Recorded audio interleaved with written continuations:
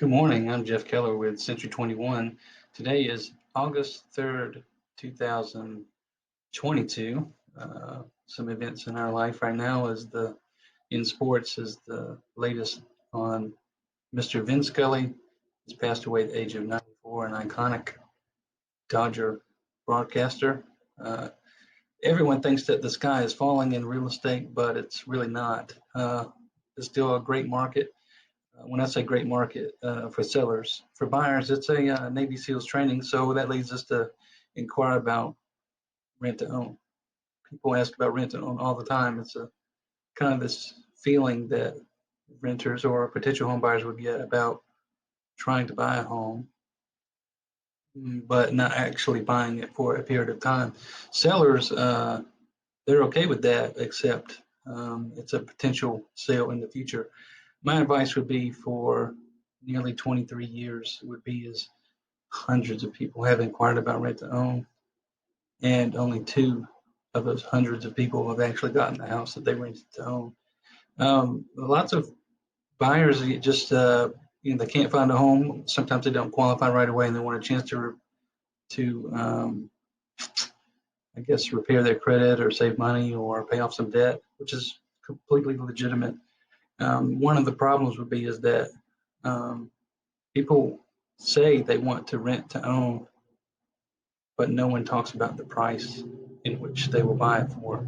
Creates a problem because people pay money, sometimes a premium amount over and above to rent something, but when it comes to buy it, the sellers forgot about it, or they want a price that's over the top, or they don't want to sell it at all. I mean, some people do everything that they're supposed to do right, but what happens when the seller dies?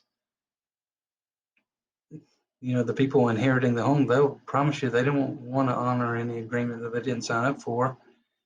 On the other side is what happens if you own this real estate you own the real estate.